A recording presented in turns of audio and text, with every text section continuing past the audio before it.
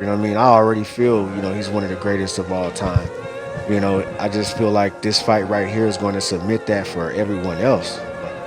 Go delete those videos you was putting up. Go delete those tweets, Yeah. those threats that you was making. You know what I mean? Like, you see everybody go run and delete everything. Yeah, clean their history up. Yeah, clean your history out, shit. They might as well delete their YouTube channels. Like, get out of here. Yeah. Go find something else to talk about. Do you think it's going to go to distance, or do you think it's a knockout? How do you think it goes? It's gonna be a win. That's what it's gonna be. A W, and however we need to do it, that's what we gonna do. That's the answer. We have a very special edition of the Let It Fly show. We're joined by the man who is one of the coaches for a fighter that's going to be involved, and let's call it the fight of the century. It is a mega fight. Errol Spence Jr., undefeated, he has 3 of the belts, and then there's Bud Crawford, undefeated. He's got 1 of the belts. Somebody's going to have all the belts. July 29th. Red Spike's joining us here. We appreciate it. How are you doing? I'm doing great, man. I'm glad to be here. How's camp going? You guys kind of have it down to a science. You've been going to Colorado Springs, what, a decade now? Yeah, over a decade. Yeah, I mean, everything is good, man. I mean, it's not too much I can say about it. I mean, he trains hard, so this camp just been taken to another level. I think just him and the team, just all of us combined, we all just. It's just a new level of focus and motivation is all. I mean, he always worked hard. It wasn't never, work ethic never in question, but this is just new level. Where does he walk around weight-wise? It just depends. Depends on, what he's doing. If he, it just depends. He's not that much over 160, is he? No, he don't carry himself too heavy because, he plays basketball. Sure. He playing sports. He's always active. So paintball, all that. So he's always active, and he never gets out of the gym. So he don't get too high. Yeah, I didn't think so. Kind of like Bernard Hopkins, always staying right around the weight. Yeah. So let's go back to the beginning. How did you guys meet? How did you get involved before you started training? How did you guys meet? At CW Boxing Club. I started boxing late, about 20, and he had started around 7. I wasn't in the gym at that time, but when he came back, I think maybe around 12. I was in the gym, and we just, he was a junior, I was a senior boxer, so we just gravitated towards each other. CW was always like a family. Yeah. We always carry it like a family. Like, Midge was everybody's pops, for real, you know what I mean? So, and Carl, and rest in peace to, Carl, rest in peace to Midge and Larry Littlejohn. But they all always carried it like family, so he was always like my little brother. Like, he ain't the only one, you know what I mean? But it's just like, we was always like brothers in there, so. What kind of fighter were you? I was solid. I ain't gonna give What weight myself class? too much credit. I started at 65. Oh. So 165, 78, 201, and 201 plus. I won Golden Gloves titles in 3 weight classes, but I was all right. You were all right. I was kind of part time. Just. Does it take a great fighter, or at least a good fighter, to be a great or good coach? No. It's just what about you? It's just what you bring, what you put into the sport, just like anything else. I got enough experience to have the understanding of a fighter. I have 50 fights.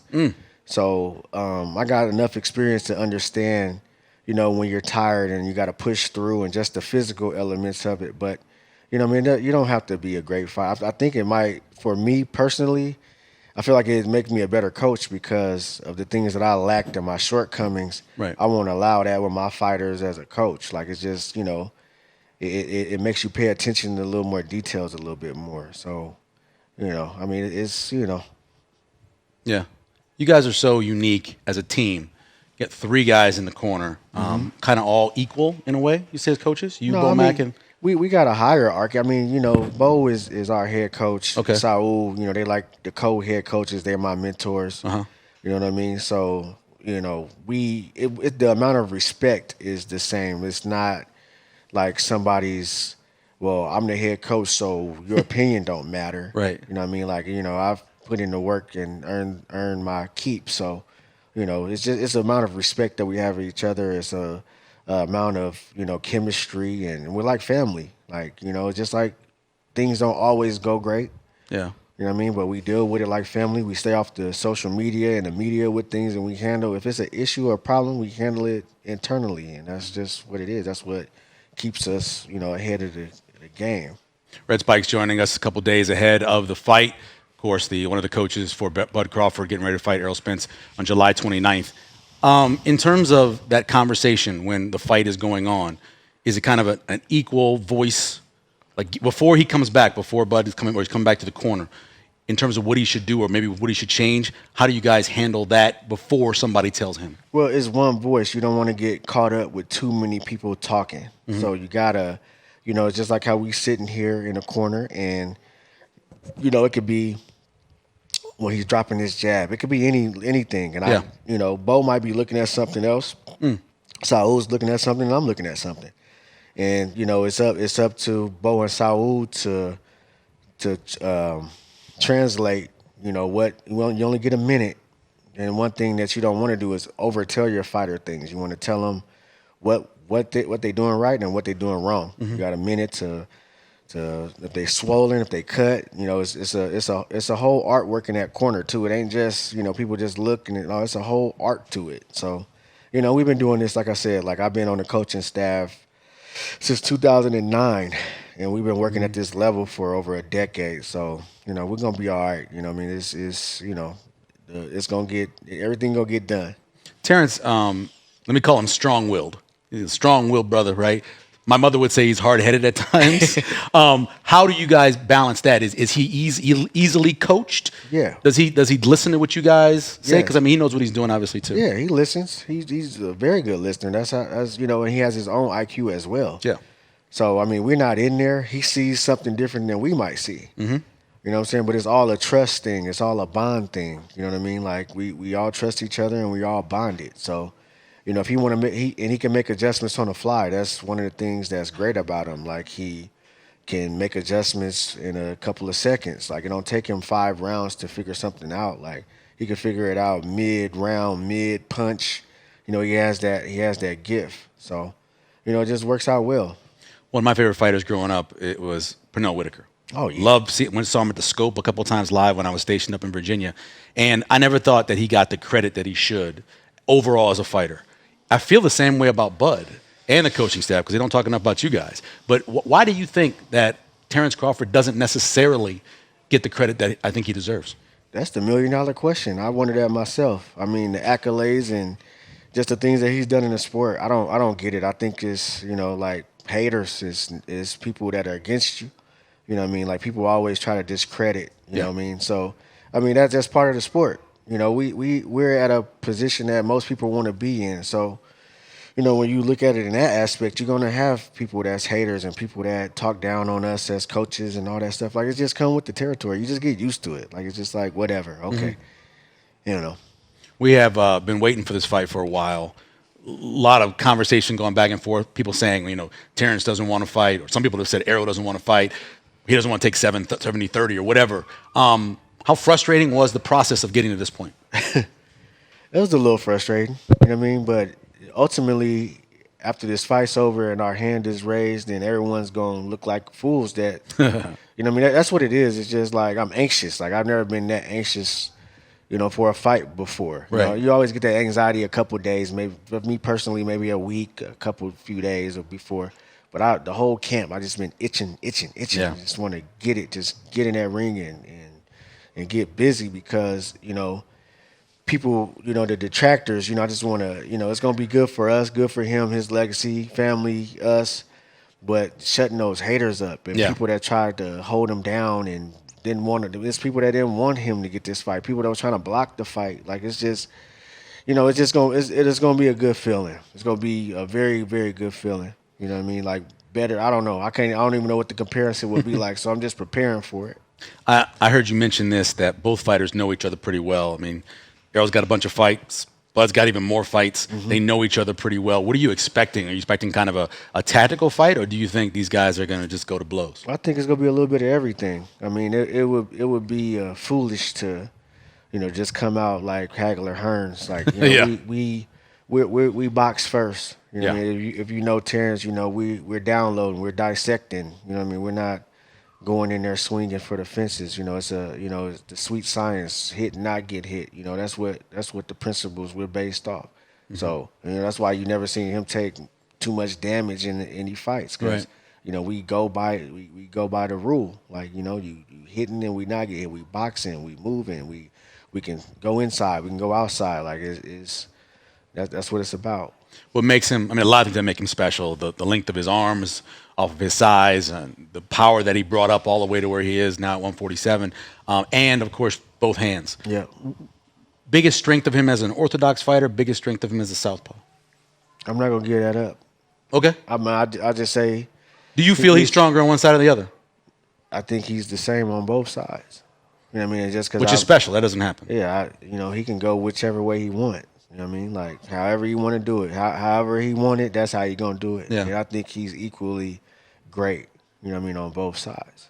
Does Errol Spence Jr. remind you of anyone that Bud's fought already? Not necessarily, but, we've seen his type of fighter before. Bud got a extensive amateur background, and I mean, it's the thing about it is it's just like playing the Patriots. You know what's coming, but can you stop it? Right. I mean, that's just what it is. You know what I mean?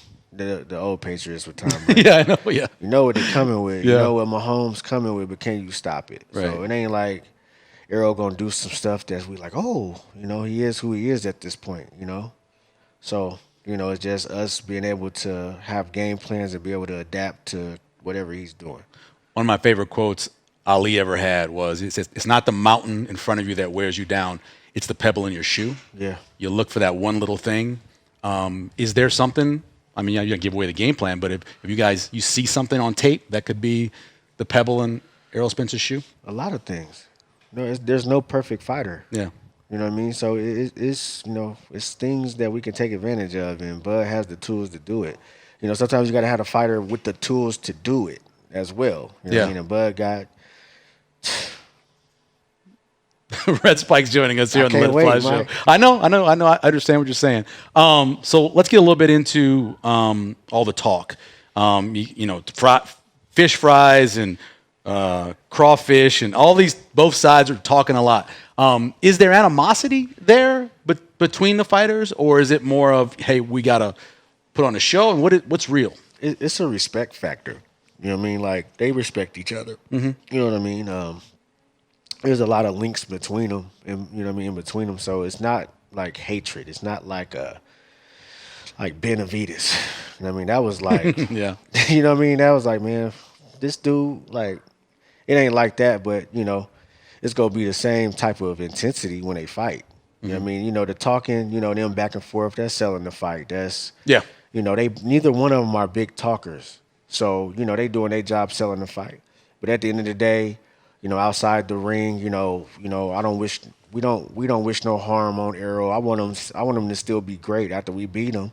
I want him to go on and do great things because he seems like a great guy. His coach, their team seem like a good team. You know what I mean? Seem like good people. So, I wish the best for him after this. You know what I mean? After we get done with our business. Yeah. Then well wishes for him. And then you got to do it again, though, right? I mean, basically that's the good contract is. If we don't beat him up too bad. If he wants a second one. If he want it. Shit. Sometimes that bully beats you up. You like, man, leave that dude alone. Sometimes you be like, hey, man, I think I could get that dude. Let me fight him again one more time. Yeah. You know what I mean? So we'll just see how it goes, man. We'll see how it goes. We'll see, Do you feel, and I say this as a guy who's got bets on 8th, the 9th, the 10th, and 11th for knockouts for Bud Crawford. You think it's going to go to distance, or do you think it's a knockout? How do you think it goes? It's going to be a win. That's what it's going to be, a W. And however we need to do it, that's what we're going to do. That's the answer. Okay, so Bud's already a Hall of Famer because that's the way it works in terms of what he's done in terms of his wins and his titles. But if he can unify a second weight division, which doesn't happen a lot, especially in this era when you got 4 belts to do it with. It's never happened as a male. I don't think, if I'm not mistaken, no male has been undisputed in 2 weight classes. In 2 weight classes, right. Lenio is a difference. The Lenio title is you're the champ. Right. Undisputed, if you're undisputed, if you're undisputed, you are Lenio. Mm-hmm. You know what I mean?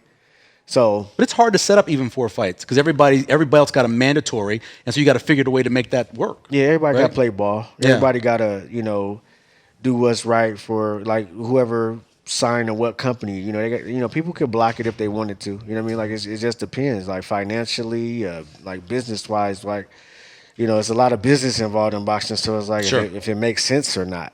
You know what I mean? You might got a guy you don't believe in all the way. Let me, sometimes the champion makes the belts, and sometimes the belts makes the champion. And some people can't make money or or do certain things without a belt. Mm-hmm. So, you know what I mean? It's just a lot of different aspects I can go into. But Yeah. But where do you think that would put Terence in terms of history to do something like this? I don't know. That's for the observers to decide. But I'm biased. You know what I mean? I already feel he's one of the greatest of all time. I just feel like this fight right here is going to submit that for everyone else. Like shit, I've been watching this kid for over 20 years. Yeah. So shit, I can't cut. Let me You're stop okay. cussing. It's fine. We're all adults. Well, I don't know how old your sister is, but we're all adults here. Yeah, so I mean, it's just for everyone else to be quiet. Like this Sure. fight right here is gonna shut everybody up, and that's part of it for me. Like I just can't wait for everybody to tuck their tail and go delete those videos you was putting up, go delete those tweets, Yeah. those threats that you was making. You know what I mean? Like you see everybody go run and delete everything. They clean their history up. Yeah, clean your history out. Shit, they might as well delete their YouTube channels. Like, get out of here. Yeah. Go find something else to talk about. Let's talk a little about the sport. It's obviously changed a lot over the last 20 years. How you feel about the sport now? How do you think it is? HBO went away, which is a big part of it, but That's all these belts. What do you think about this? I miss HBO. Oh, man. we were. Tony Boone was in here a couple of weeks ago. We were talking. That was our Saturday night, man. Yeah, It was no going out till after you watch fights on HBO. Jim Lampley, Larry Merchant, Yeah. Emmanuel Stewart, Roy Jones, Harold Letterman, the production. Yep. Like, man, that was great, man. You hear that? They come on, Yep. man. I miss HBO, man. I do too. Yeah. How do you feel overall about the way the sport is now?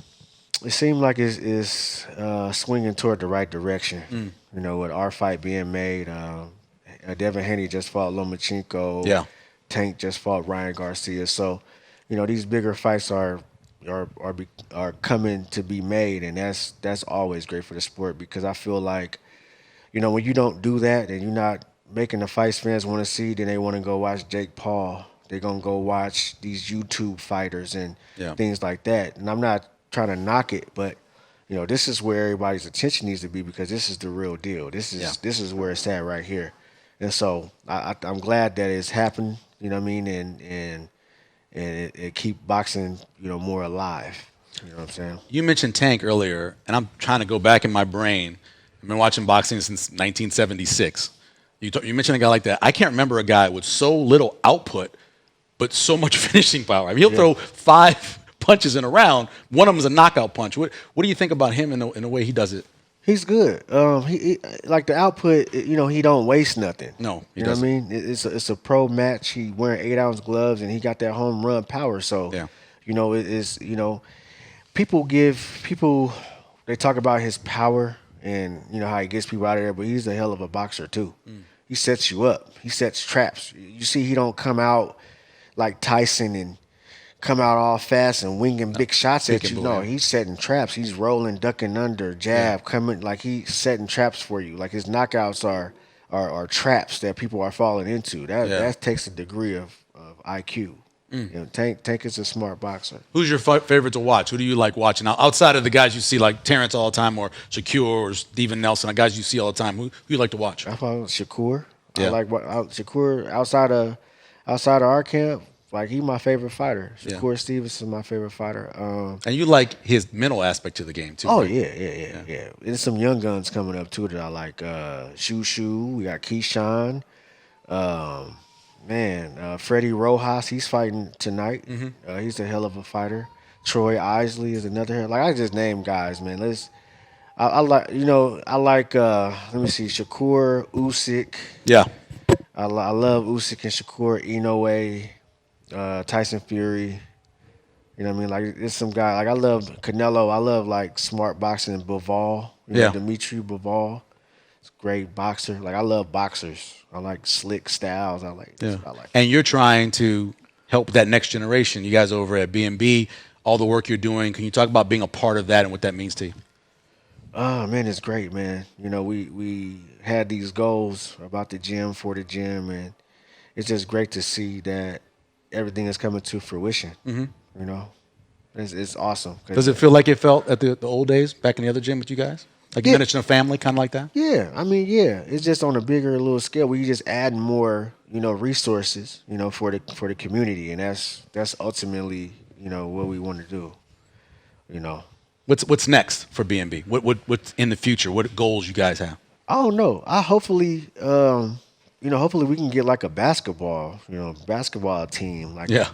what I mean, get out here and have B&B basketball. You know what I mean? Like some 3-on-3? Get you in a 3-on-3 No, league? full leagues. Oh, okay. Like full, fifth grade, sixth grade. Like I hope we can get to that level. You know what I mean? The B&B basketball club. Yeah, and hopefully we can get a facility. We can, so everybody ain't got to go out and spend their money out. Go out west. Yeah, Yeah. I talk about that with Josh Jones a lot, man. We got a lot of facilities out there and out in Elkhorn, but not enough in town. Yeah, when I came up, we had the Kellum League. You know what I mean? Yeah, that's where my wife went Premier to League. elementary school. Yeah, so we need to get back to that, but just a little more of that. You mentioned that feeling of excitement for that fight on July 29th. Mm-hmm. When you're going to the ring, when you're in the corner, how do you control that? Obviously, Bud has to control it in a different way, but how do you control it? I don't know. I think it's just the experience. Your experience come into play. You just completely focused on what you got to do. Yeah. I don't really have no tips about it, but I don't like. I'm sitting here thinking about like, damn, how do I? It's just staying calm. You just stay even. You keep your emotions under control so you can do your job. You know what I mean? You don't get too high. You don't get too low. Yeah. You know what I mean? Before we go, our executive producer of this show, Phil McLean, worked with you guys for a while. Give me a story about Phil. Something you can tell that won't get him in trouble. Are there any? That won't get him in trouble. Well, we don't want. You got a girlfriend. They apparently like each other. I don't want to mess that up. Well, I've been knowing Phil long before that. Yeah. I don't know. I don't know. Me and Phil, we've been friends for a good minute, man. We just have fun. We just have fun and hang out, man. I can't give you no particular stories. I mean, I'm gonna tell him this. One time we was in New York. This one time we was in New York and they was promoting the fight. Yeah. And Bud came up and he was like, I got 2 tickets to the game tonight. And Bo Mac don't want to go. I'm like, I ain't tripping. I don't want to go. Whatever. Yeah. You know what I'm saying? I look up on Instagram. He done met Mayweather, Ice Cube, Spike Lee, Melo. Damn. And I had was it the Knicks game? Yes. Wow. And I and I wanted to meet Mayweather. I finally met him last year, but I'm a huge Floyd Mayweather fan. So, I was the only one. Everyone met Floyd Mayweather but me. And I was like, damn, I could have met Mayweather and Phil met Mayweather. Like Phil don't, Phil like basketball. You know what I mean? If he got to meet Michael Jordan or something, Phil's a basketball guy. Yeah. So that was like the equivalent for me. I was like, man, I should let you get that damn ticket. I wanna go meet Mayweather. Always take the ticket, Red. Always take the ticket. Nah, it's all in good fun. That's my bro, so I'm glad he got to witness that and enjoy that. You know what I'm saying? But it was only Mayweather's for me. Like everybody else, that was cool. But Didn't matter, I was like, you met Mayweather. You met Mayweather. Oh my God. So that's awesome. That's my Phil story. That's your Phil story. Hey, we appreciate it. You taking the time. That's us right there. I know he out there. Yeah, he out there. Out there. We appreciate you taking the time. Good luck, July 29th. We're all the whole state, the whole city. Here, this sports bar is going to be filled. You see, we got a watch party. People are going to be all over the place cheering for. I remember when you guys were overseas getting the title, and we went over to Brewski's. Yeah. And it was so crowded at the Brewski's we were at. She was with me. They had to force people to go to the other Brewskis. Yeah. They were like, sorry, we didn't know what time the fight was starting. Yeah. And it was like 3:30, 4:30, 5:30. And it was that the time difference was crazy. It was crazy. And I remember everybody was so excited, all standing and cheering and going nuts. And by that time, everybody had been drinking for quite a while. Yeah. Waiting. That was an incredible night. That was crazy. I cried like a baby. She was and I couldn't go because I couldn't fly at that time. They wouldn't give me a passport yet. You know what I mean? Now I can fly. Okay. It's a long story, but anyway. That sounds like a story I want to hear off the air. Pay your child support. Yeah, That's the story. Gotcha. But anyway. Yeah. So I'm crying and she's like, it's okay, man. We the champion. We the champion. Yep. Yeah, that was great. Amazing. That was an amazing. That was great. It's going to be a little bit like that in here on Saturday, July 29th as well.